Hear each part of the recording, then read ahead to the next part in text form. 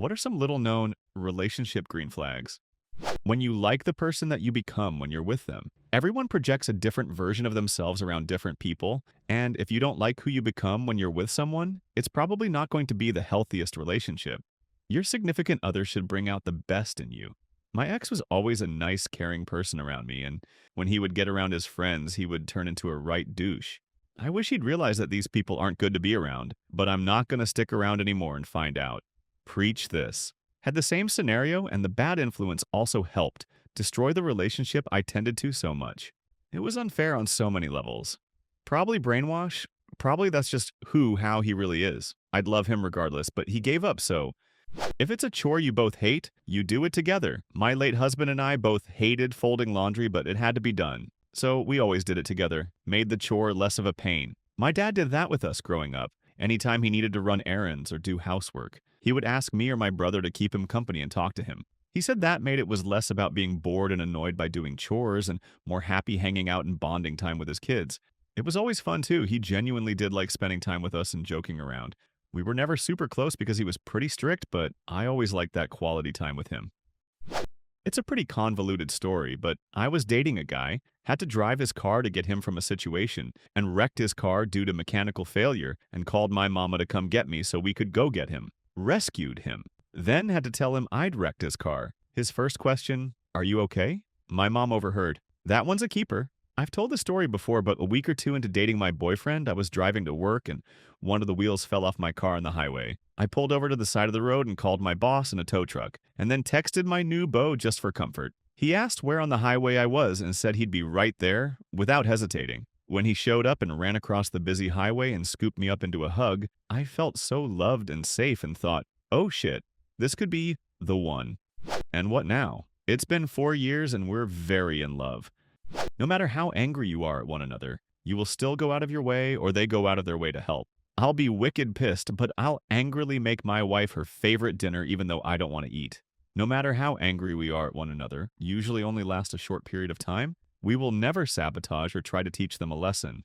Many times it ends up being both apologizing to one another. Arguing and getting angry is just part of a relationship and unavoidable. It is how you deal with it that sets it apart from a healthy relationship versus a bad one. I'm chuckling at the mental image of angrily cooking a meal. Use my razor without asking. Harumph! Tell me I'm becoming my dad. I'll show you. Now, where'd I put the frickin' basil? Fucking make you the best goddamn spaghetti you ever had. We'll see who's being unreasonable. Unreasonable, maybe. Unseasonable, never. I can't be salty with someone who makes me a good meal. Able to forgive mistakes. Early in our relationship, I accidentally backed my car into my fiance's car while coming out of the driveway. I definitely did damage. I immediately started freaking out and crying, and he just calmly got out of his car, came up to mine and asked if I was okay. He got me to calm down and said it was fine, it was just an accident. He never made me feel bad about it. He called it our little bump to my friends to minimize my embarrassment. We laugh about it to this day. Side note, his dad, who works with cars, fixed his car for him at no cost. No, he did not have any way of knowing his dad could fix the car. His father is not a mechanic. His father knows a mechanic. His father didn't bring up fixing the car until several months later. When you're on a road trip and your partner feeds you fries and helps you drink your soda, or whatever, I think that's such a nice, simple gesture of kindness. Yes, and there are many responsibilities being the co-driver. Extra points. I feel like there's a lot of detailed examples that largely boil down to two things: empathy and emotional maturity. It's sad that those two are so often lacking that people become surprised by it. My ex would tease me a lot and would tease me in front of his family. He would say things like, "Oh, she changed her outfit 3 times because she thought you guys would judge her." Or, "She didn't really want to come over, but I convinced her." He would be laughing and joking, but these things would be the truth. When I was going to meet my current boyfriend's family, I was really nervous. In the car, I said, "Please don't tell them how nervous I am. It's so embarrassing." He looked at me in shock and said, "I'm on your side. Why would I tell them that?" And it was like a freaking light bulb. Love this guy.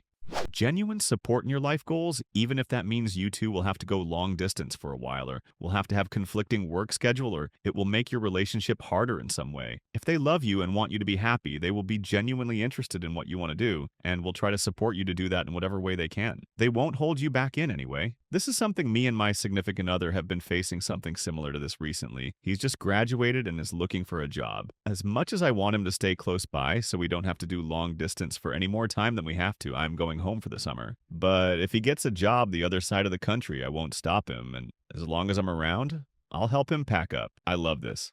This 100%. My significant other, and I have been long distance for about 3 years now due to school, and it's been tough but completely doable because I want the best for her, and she wants the best for me. We don't feel selfish or get mad at each other for pursuing our career goals. She's pursuing her dream career and so am I, and then when the time comes to settle down together, we won't have regrets about missed opportunities or sacrifices. I commend you, but there's no way doing something that requires being away from my partner for 3 years would out-prioritize finding a way to stay together. That's a ton of life you are missing out on experiencing together. Telling the little details about your day, there's something really precious about that, and you feel in tune with the other person. Being able to complain about not pooping all day is great. Or pointing out a sore spot. Or texting him just to tell him I stubbed my toe. He's the first person I think of when anything happens I want to tell him, and he lets me and does the same. That to me is a great green flag. My partner and I do this too. We recently got a bidet attachment for our toilet and we're constantly asking one another, so how would it go with the bidet this time? He is my best friend and I tell him everything, anytime something happens, and I think I want to share this with someone. I text him or make a mental note to tell him later. We're constantly sharing small things that made us laugh throughout our days. My great-grandmother. She would trip her own daughter who had to use a walker because of polio.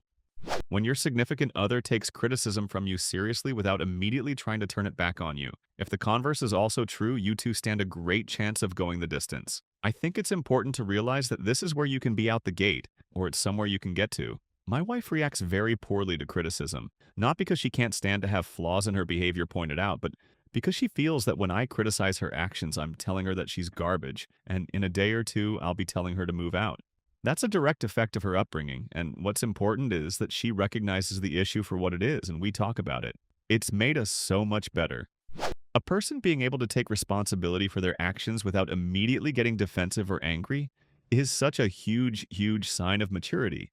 Being able to emotionally connect even after an argument. Absolutely. During the beginning of our relationship, whenever my partner and I would argue, he would try to hold my hand, rub my arm, or hug me as we talked. When I'm wound up, I feel like I need space to think, like physical space, so I would always push him away. We'd always get to a point in our arguments where he would just shut down or walk out of the apartment, and I couldn't figure out why. I thought that he just didn't care enough to talk these things out with me. Finally, I learned that physical touch is a big part of his love language, and that was what he needed after our fights, to feel emotionally connected with me. Since then, when one of us gets upset, we hold hands and talk things out. It's a weird small thing that's made a huge difference in our relationship. Or I have friends that love having intellectual battles between themselves. It's how they connect to each other and express their love. Honesty. Genuine interest in each other's hobbies. Don't have to do them, but at least support it. Strong communication. You feel like you're hanging out with your best friend, except you want to smash. Bold of you to assume I don't want to smash my best friend. Being able to have healthy conflict without fear that conflict will cause the end of the relationship. It's green flag and a relief to have natural disagreements and communication about those disagreements without constant fear that someone's going to hit the nuclear option. Also, doctoring my coffee and bringing it to me in bed was a smaller green flag. Doctoring meaning putting cream and sugar in. Underrated comment. Also, no matter how pissed off you are at each other, you're still supporting, respectful, and considerate of one another. Your partner does things for you without asking and remembers little details. For example, I like eating with a fruit fork, the smaller version of the dinner fork. I actually Googled that since our family calls them the little forks. Anyway, my partner remembers this and will grab it for me when we're dishing up food. Another good one is they make you feel appreciated. It may be a cake fork or salad fork. ONG, same here. My fiance always grabs me the little forks, or as I like to call them, normal forks. She prefers the monster forks. Regardless, it's such a simple, nothing gesture, hey, that shows she's listening and she cares. Marrying that wonderful person this Saturday at it. Been working all day and just checked in. Thank you all for the well wishes. We are super excited. Not the wedding we had envisioned when we got engaged, but it's going to be perfect. This is cute. I eat with little spoons and little forks, and we also call them like that in my native language. I had no clue so many people find this cute as well. My mom thinks I'm acting as a toddler, and she laughs in my 29-year-old face when I ask for the little spoon. Thank you very much for watching this video. Write your thoughts in the comments under this video. Don't forget to subscribe to the channel. Stay tuned for new videos in the future.